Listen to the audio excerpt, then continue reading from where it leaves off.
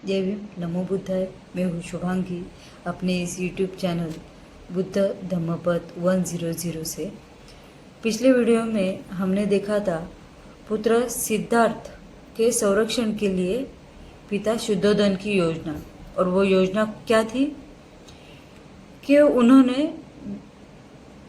राजमहल छोड़कर संन्यास ना ले ले। इसकी वजह से उन्होंने सिद्धार्थ गौतम को काम भोगों के बंधन में बांधने का सोचा था, लेकिन वो स्त्रियां राजकुमार को अपने वश में ना ला सकी। उसका कुछ भी फायदा नहीं हुआ। फिर भी प्रधानमंत्री का कुमार को समझाना, ये देखते हैं अभी हम। उदय समझ गया कि तरुणियां असफल रही है और राजकुमार ने उनमें कोई दिलचस्पी नहीं ली। नीति कुशल उदय ने राजकुमार से स्वयं बातचीत करने की सोची। राजकुमार से एकांत में उदय ने कहा, क्योंकि मुझे राजा ने आपके सरपद पर नियुक्त किया, मतलब आज के ज़माने में पीए उस टाइप के, इसलिए मैं एक मित्र की हैसियत से ही आपसे दो बातें करना चाहता हूँ। किसी अहित काम से बचाना, हितकर काम में लगाना, विपत्ति में साथ न छोड़ना, मित्र के यही 3 लक्षण हैं।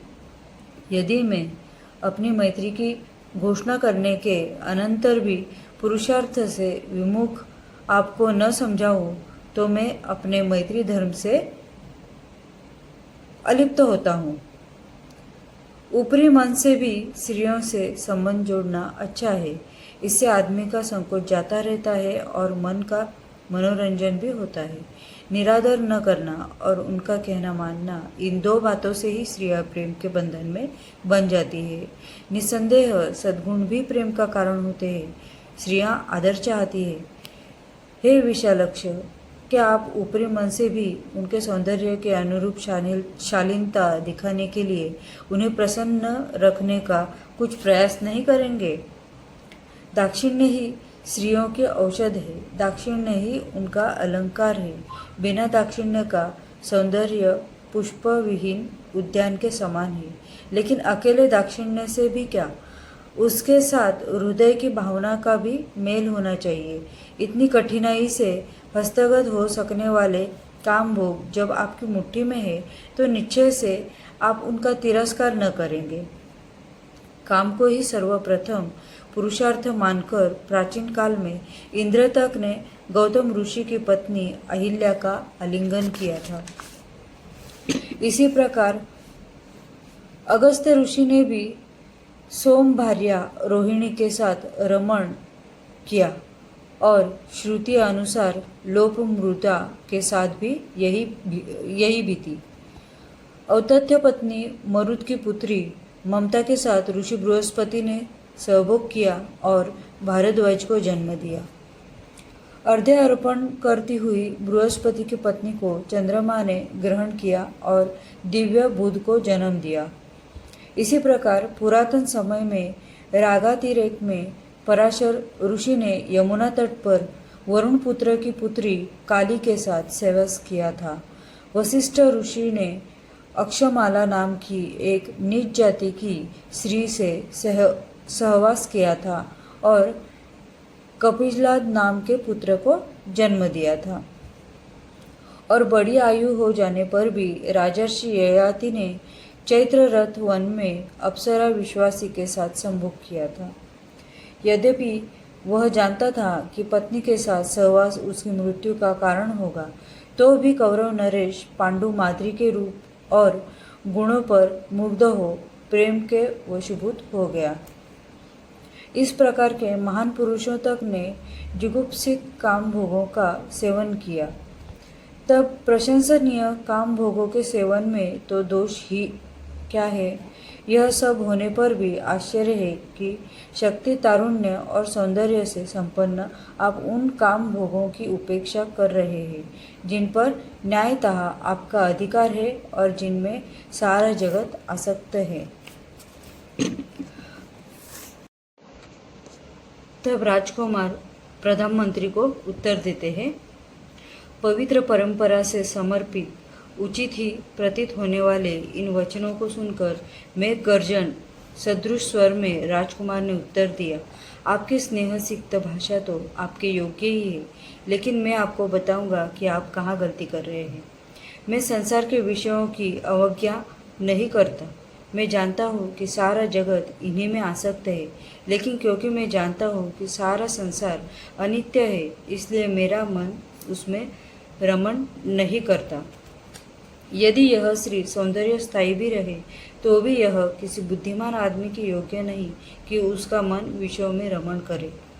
और जहाँ तक तुम कहते हो कि वे बड़े बड़े महात्मा भी विषयों के वशीभूत हुए हैं, तो वे इस विषय में प्रमाण नहीं है, क्योंकि अंत में वे भी क्षय को प्राप्त कर चुके हैं।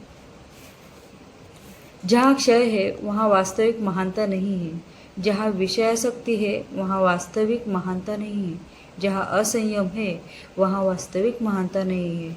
और यह जो आपका कहना है कि ऊपरी मन से ही स्त्रियों से स्नेह करना चाहिए, तो चाहे यह दक्षता से भी हो तो भी मुझे यह रुचिकर नहीं है। यदि यह यथार्थ नहीं है तो मुझे स्त्रियों की इच्छा के अनुसार अनुवर्तन भी प्रिय नहीं। यदि आप आदमी का मन उसमें नहीं है तो ऐसे अनुवर्तन पर भी धिक्कार है। जहाँ राग का अतिशय है, जहाँ मिथ्यात्व में विश्वास है, जहाँ असीम आसक्ति है और जहाँ विषयों की सदोषता का यथार्थ दर्शन नहीं, ऐसी वंचना में भी क्या धरा है।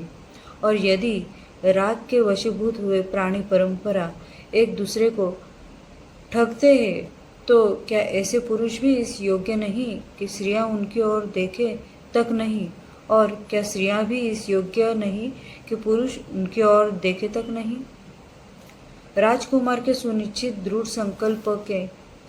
संकल्प ने उदाई को निरुत्तर कर दिया। उसने राजा को सारा वृत्तांत जाकर सुनाया। जब शुद्धोधन को यह मालूम हुआ कि उसके पुत्र का चित्त किसी प्रकार विषयों से सर्वथा विमुख है, तो उसे सारी रात नींद नहीं आई। उसके दिल में वैसा ही दर्द था जैसे किसी हाथी की छाती में जैसे तीर लगा हो।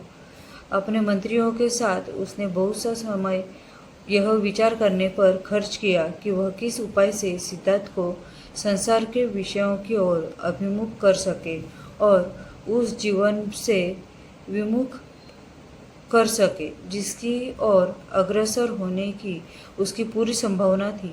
लेकिन उस उपायों के अतिरिक्त जिन्हें करके वे मात खा चुके थे, उन्हें कोई दूसरा उपाय नहीं सूझा। जिनकी पुष्पमालाएं और अलंकार व्यर्थ है सिद्ध हो चुके थे, जिनके हाव भाव और आकर्षण कौशल निष्प्रयोजन सिद्ध हो चुके थे, जिनके हृदय में निर्गुण प्रेम था, उन तरुणियों की सारी मंडली विदा कर दी गई, मतलब सबको वापस भेज दिया गया।